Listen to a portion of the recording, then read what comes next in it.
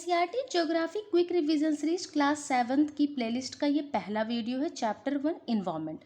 इसके पहले क्लास 6 की पूरी प्लेलिस्ट अपलोड हो चुकी है क्विक रिवीजन की। आप चैनल पे जाकर कंप्लीटली उसको वॉच कर सकते हैं, क्विक रिवीजन कर सकते हैं। अपना स्टार्ट करते हैं।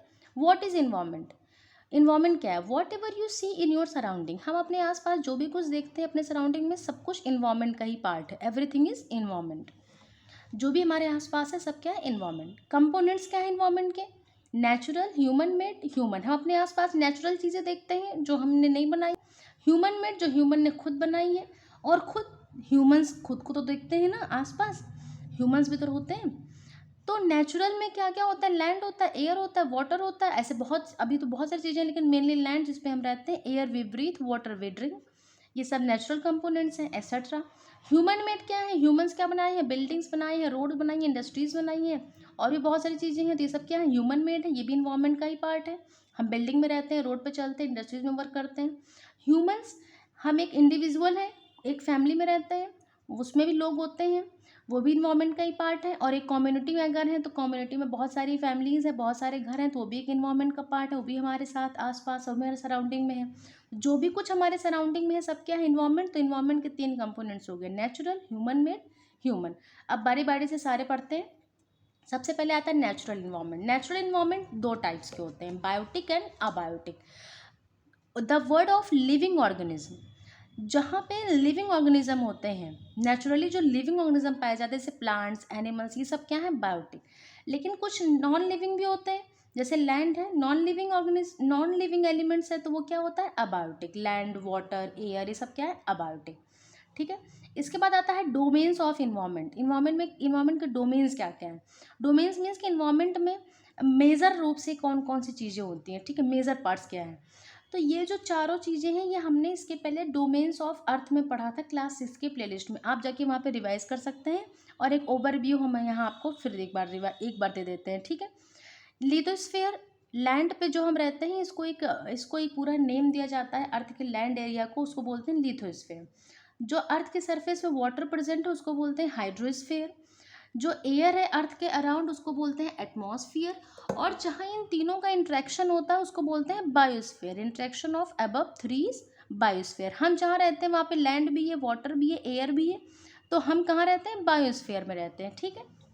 जहाँ लिविंग बीइंग के फेवरेबल सारी कंडीशंस होती है, वही होता है बायोस्फीयर।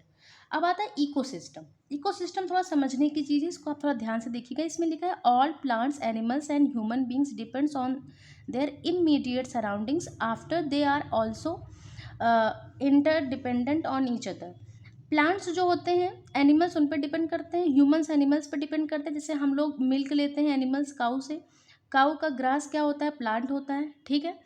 तो इमीडिएट डिपेंड भी करते हैं, इंटर डिपेंड भी करते हैं। ह्यूमंस जो है वो क्रॉप्स तो डायरेक्टली प्लांट से भी तो लेते हैं ना क्रॉप्स।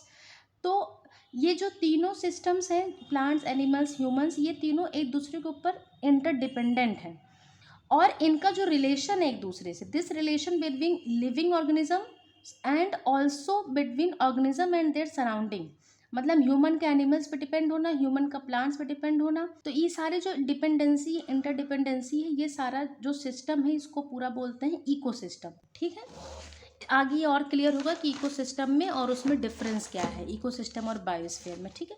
अब जैसे इकोसिस्टम बायोस्फीयर का एक पार्ट आप समझ लीजिए, जैसे ग्रास लैंड्स हैं जहाँ छोटी छोटी घासें उगती हैं, इकोसिस्टम एक पार्ट होता है। जैसे लेक है, अब लेक में जिसमें सारी वाटर स्पीसीज होती हैं, वो भी एक इकोसिस्टम है। मेरीन इकोसिस्टम हो गया। रिवर है, रिवर भी एक इकोसिस्टम है, रिवर में भी बहुत सारी लिविंग स्पीसीज होंगी। ओशियन में लिविंग स्पीसीज होती हैं, मतलब ये सेपरेटली भी एक इकोसिस्टम है। लेकिन बायोस्फीयर में तीनों चीज़ें आनी पड़ेंगी। कौन कौन सी? Lithosphere, hydrosphere and atmosphere. इन तीनों में से किसी एक में भी इकोसिस्टम हो सकता है, लेकिन अगर ये बायोस्फीयर होना है तो तीनों चीज़ें आनी पड़ेंगी। ये थोड़ा सा डिफरेंस है इकोसिस्टम में और बायोस्फीयर में। ठीक है। आगे देखते हैं। Human environment. Human interact with environment and modify it according to their needs. Family, जैसे ह्यूमन इन्वायरमेंट क्या होता है? ह्यूमन जो हम लोग रहते हैं, ये हम लोग इन्वायरमेंट में रहते हैं, लेकिन इसके अकॉर्डिंग, अपने नीड के अकॉर्डिंग हम इन्वायरमेंट चेंज करते हैं। जैसे हमें जहाँ रहना होता है हम वहाँ बिल्डिंग क्रिएट करते हैं, हमें जहाँ रहना होता है वहाँ पे हम नेचुरली अगर वहाँ वेजिटेशन है तब भी हम उसको काट पीट के कुछ भी करके पार्क बनाते हैं। तो इन्वायरमेंट को अपने नीड के अकॉर्डिंग क्या करते हैं, मॉडिफाई करते हैं, ठीक है। तो ये ह्यूमन इन्वायरमेंट है, ह्यूमन अपने अकॉर्डिंग एक कम्युनिटी बनाता है, तो वो एक ह्यूमन इन्वायरमेंट हो गया। फैमिली है वो एक ह्यूमन इन्वायरमेंट है, क्योंकि उसमें सब एक साथ रह रहे हैं। होम बनाती है, बिल्डिंग बनाती है। कम्युनिटी है, कॉलोनी बनाती है, रोड बनाती है, पूल्स बनाती है। ऑलरेडी रिवर्स हैं नेचुरली, लेकिन ह्यूमन इन्वायरमेंट अपने अकॉर्डिंग, ह्यूमन क्या करता है, इन्वायरमेंट बनाता है अपने अकॉर्डिंग, पूल्स बनाता है उसको, ठीक है। तो ये ह्यूमन इन्वायरमेंट हो गया, ठीक है। इसके बाद कुछ क्वेश्चन आंसर्स हैं जो कवर नहीं हुए हैं या फिर जो थोड़ा कम क्लियर हुए हैं, उनको हम देखते हैं, और जो रिपीटेड है उनको हमने नहीं लिखा है, ठीक है। Ecosystem, interaction of all living organism with each other and with the physical and chemical factors of the environment. अभी हमने पढ़ा जो इंट्रैक्शंस होते हैं ऑल लिविंग ऑर्गेनिजम्स के, उनके साथ, एक दूसरे के साथ, वो क्या होते हैं, इकोसिस्टम होते हैं। Major components of environment, 3 components पढ़े हम लोगों ने, natural, human made, human. Biosphere क्या होता है, narrow zone of earth where land water and air interacts. यहाँ पे एक क्लियर डिफरेंस आप देखिए कि यहाँ पे लैंड वाटर एंड एयर का जो इंटरेक्शन है दैट्स कॉल्ड बायोस्फीयर। यहाँ ऑर्गेनिजम्स की बात नहीं हो रही है, यहाँ पे नेचुरल हैबिटेट्स की बात हो रही है। लैंड वाटर एयर ये क्या है, ये नेचुरल इन्वायरमेंट है ना, इनका जो इंट्रैक्शन है वो बायोस्फीयर है, लेकिन जो लिविंग ऑर्गेनिजम्स का इंट्रैक्शन होता है वो इकोसिस्टम होता है, ठीक है। तो बायोस्फीयर का एक आप सब पार्ट भी कह सकते हैं इकोसिस्टम का। फर्स्ट चैप्टर का कंप्लीट रिवीजन हो गया। इसके बाद हम नेक्स्ट वीडियो में क्लास 7 के सेकंड चैप्टर का रिवीजन करेंगे। आपको वीडियो अच्छा लगा हो तो वीडियो को लाइक कर दें, और अगर सीरीज को फॉलो करनी है तो चैनल को सब्सक्राइब कर दें। मिलते हैं नेक्स्ट वीडियो में चैप्टर 2 के साथ। Thank you so much for watching this video.